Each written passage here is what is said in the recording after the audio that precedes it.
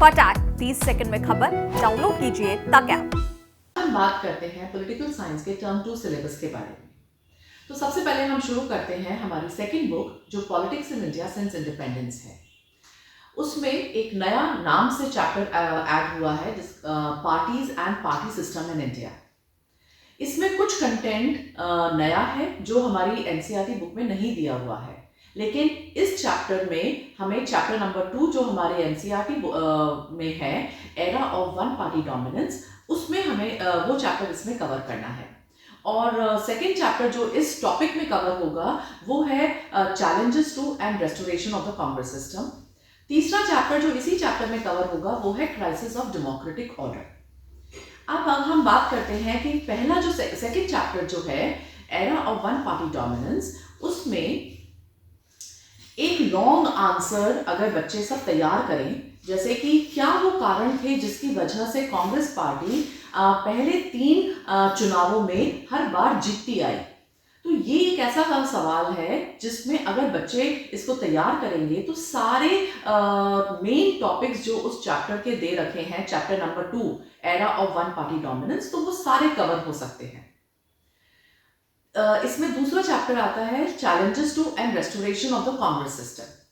इसमें हम मेनली जो हमारा 67 का इलेक्शन है और 71 का इलेक्शन है वो हम कवर करते हैं। जब इन चुनावों के बारे में हम बात करेंगे तो हमें 3-4 मुख्य बिंदु याद रखने चाहिए। सबसे पहले तो उसका बैकग्राउंड क्या था उस इलेक्शन का, वो हमें मालूम होगा तो हम आसानी से उत्तर में लिख सकेंगे। उसके बाद उसमें हमें ये पता होना चाहिए कि किन 2 मुख्य राजनीतिक पार्टियों ने उसमें भाग लिया।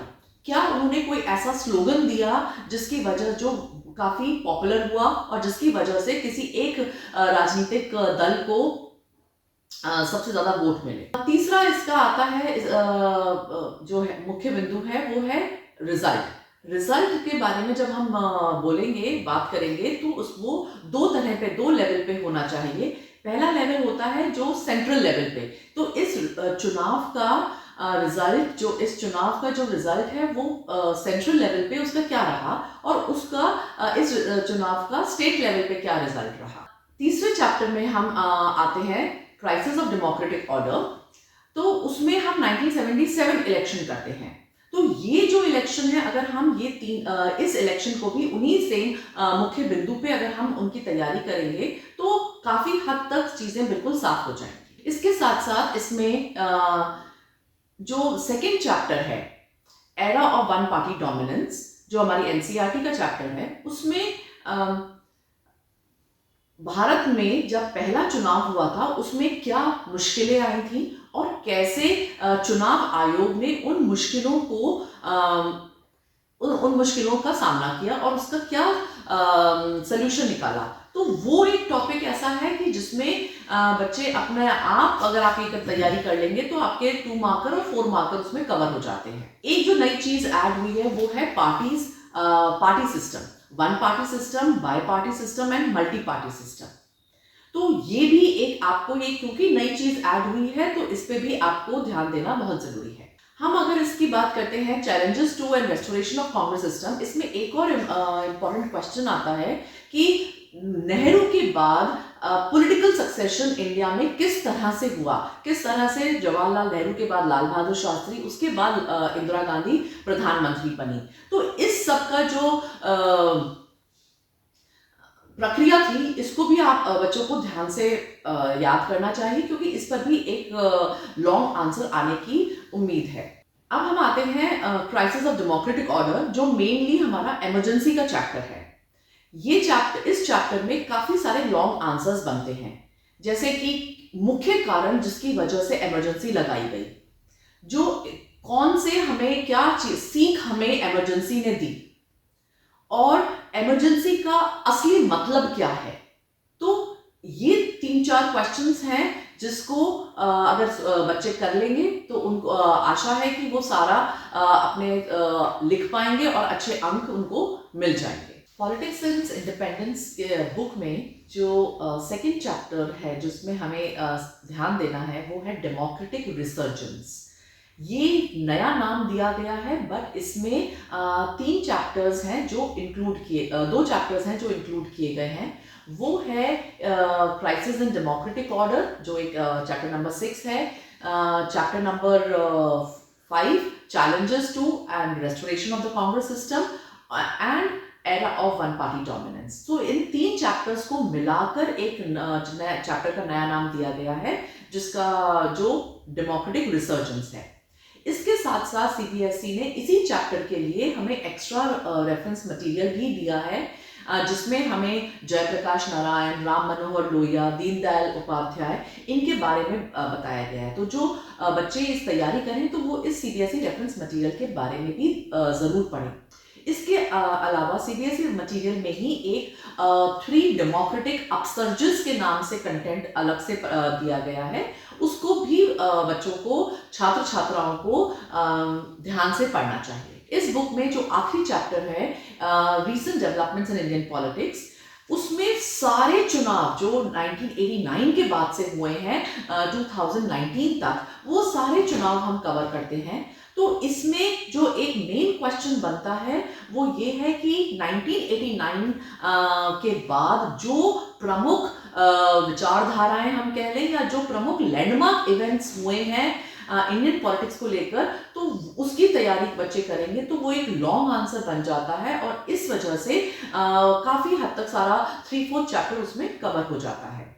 इसके बाद इसी चैप्टर में एक पॉलिटिकल राइज ऑफ ओबीसी है, वो भी काफ़ी इंपॉर्टेंट है, क्योंकि उसमें मंडल कमीशन और कांशीराम बहुजन समाजवादी पार्टी का कैसे उभरे, किन हालातों में उभरे, उसके बारे में बात की गई है। तो वो एक छोटा सा टॉपिक है जो 4 नंबर में कवर हो जाता है। तीसरा एक इम्पॉर्टेंट क्वेश्चन है कि बीजेपी एक चुनावी दल के रूप में कैसे उसने शुरुआत करी 1984 से लेकर अब तक, उसकी क्या परफॉर्मेंस रही है, क्या रीजन रहे हैं उसके पॉपुलैरिटी के बारे में। तो वो भी एक लॉन्ग आंसर है, और जिसका आंसर आपको एक जगह बुक में नहीं मिलेगा, उसके लिए आपको चैप्टर रीडिंग करनी बहुत जरूरी है। और लास्ट में हम बात करते हैं कि क्या ऐसी चीजें हैं, 4 ऐसी चीजें, 5 ऐसी चीजें जो चुनावी दलों ने आपस में एक दूसरे से साझा करी हुई हैं और उसको उन्होंने एक्सेप्ट किया है, तो वो एक अलग से 4 मार्कर बन जाता है। अब हम बात करते हैं जो हमारी पहली बुक जो वर्ल्ड पॉलिटिक्स से रिलेटेड है। इसमें हम सबसे पहला चैप्टर जो टर्म 2 सिलेबस का है वो है न्यू सेंटर्स ऑफ पावर, जिसमें इंडिया के सारे नेबरिंग कंट्रीज के बारे में बताया गया है।